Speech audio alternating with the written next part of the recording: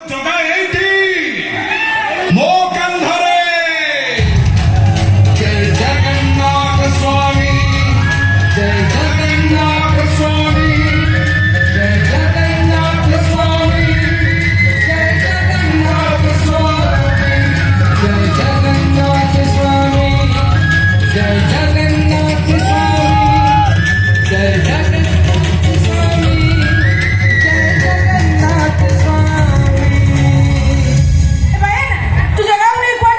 ବୁଲେଇବାକୁ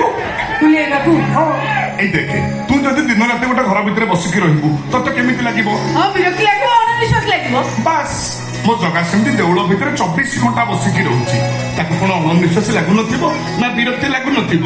ଆରେ ସେ କଣ ମଣିଷ ସେ ପୁରା ଦେବତା। ଆଲୋ ମା ମଣିଷ ଆଉ ଦେବତା ଭିତରେ ଫରକ କଣ ଯେ? ମଣିଷଙ୍କର ଜୀବନ ଅଛି ହେଲେ ତାର କଣ ଜୀବନ ଅଛି? କଣ କହିଲୁ ମୋ ଜଗାର ଜୀବନ ନାହିଁ? ଆଲୋ ଯିଏ ଜୀବନ ଦବା ଲୋକ ଯିଏ ଜୀବନ ନବା ଲୋକ ତାର ଜୀବନ ଅଛି କି ନାହିଁ ବୋଲି ପଚାରୁଛୁ? ଆଚ୍ଛା ର ଯଦି ମୋ ଜଗାର ଜୀବନ ନାହିଁ ତାହେଲେ ତମେ ସବୁ ତାକୁ ମୁଣ୍ଡିଆ ମାରୁଛ କାହିଁକି? ସକାଳ ସନ୍ଧ୍ୟାରେ ଘଣ୍ଟ ବଜେଇ ତା ପାଖରେ ଅଧିଆ ପଡୁଛ କାହିଁକି? ତଥାପି ନା ଶୁଣୁ ଜଗନ୍ନାଥଙ୍କୁ ନେଇ ପ୍ରଶ୍ନ କରାଯାଏନି। ଜଗାର ଜୀବନ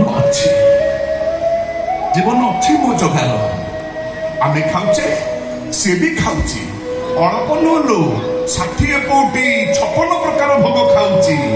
ଆମେ ଗାଧଉଛେ ସେ ବି ଗାଧଉଛେ ଆମେ ସାବୁନ ସାପ ଲଗେଇ ଦଉଛେ ହେଲେ ମୋ ଜଗା କସ୍ତୁରୀ ଚନ୍ଦନ କର୍ପୂର ଲେପି ହଉଛି। ଆମେ ବସି ଗୀତ ଶୁଣୁଛେ ହେଲେ ମୋ ଜଗା ପରା ବସି ଗୀତ ଗୋବିନ୍ଦ ଶୁଣୁଛି। ଆଉ 36 ପାଟପୁର ଲୋକ ଆଣି ପରା 36 ଯୋଗ ଖଞ୍ଜିଛି 12 ମାସରେ 13 ଜାତ ମୋ ଜଗାର।